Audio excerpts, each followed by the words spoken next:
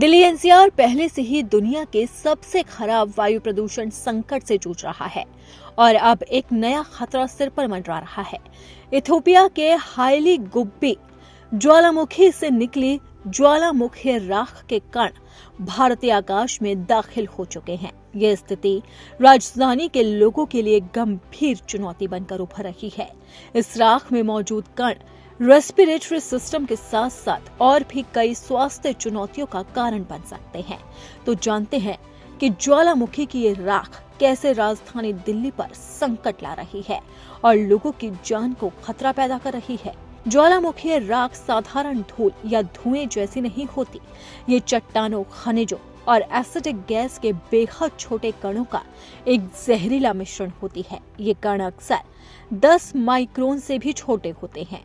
इस साइज के कण हमारी नाक के नेचुरल फिल्टर सिस्टम को आसानी से पार करके सीधे फेफड़ों की गहराई तक, यहाँ तक कि ब्लड फ्लो में भी घुस सकते हैं। इसकी वजह से काफी परेशानी हो सकती है, तो उस परेशानी के बारे में भी बताते हैं। नाक, गले और ऊपरी वायु मार्ग में जलन हो सकती है। सूखी खांसी, गले में खराश और सीने में तकलीफ भी हो सकती है। अस्थमा या ब्रोंकोटिक्स के मरीजों में घबराहट जैसे लक्षणों का उभरना भी सामने आ सकता है।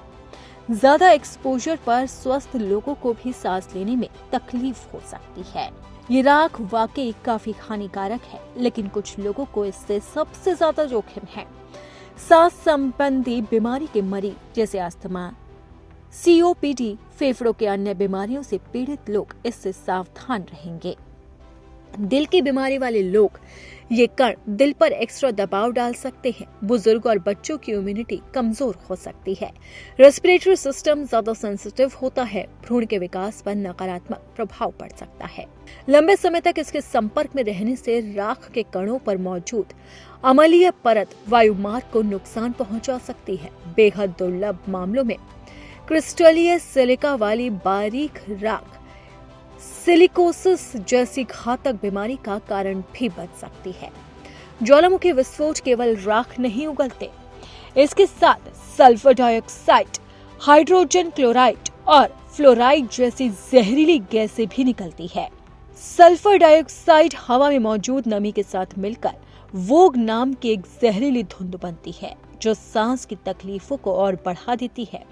इन गैसों के प्रभाव में आंखों में जलन, चक्कर आना, सिर दर्द और सांस लेने में कठिनाई शामिल है। ऐसे में अब आपको क्या करना चाहिए? इससे बचने के लिए आपको घर के अंदर ही रहना चाहिए।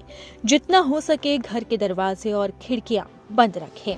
सही मास्क का इस्तेमाल करें। अगर बाहर जाना जरूरी है तो साधारण कपड़े का मास्क ना पहने। केवल N95 या P95 या P100 ग्रेड के रेस्पिरेटर मास्क ही इन सूक्ष्म कणों को रोकने में सक्षम होते हैं। इंडोर एयर क्वालिटी को आप सुधारें। इसी के साथ ही बाहरी गतिविधियां सीमित कर दें। साफ सफाई रखें। अगर आप ये तरीके अपनाते हैं तो आप इस जहरीली गैस से बच सकते हैं।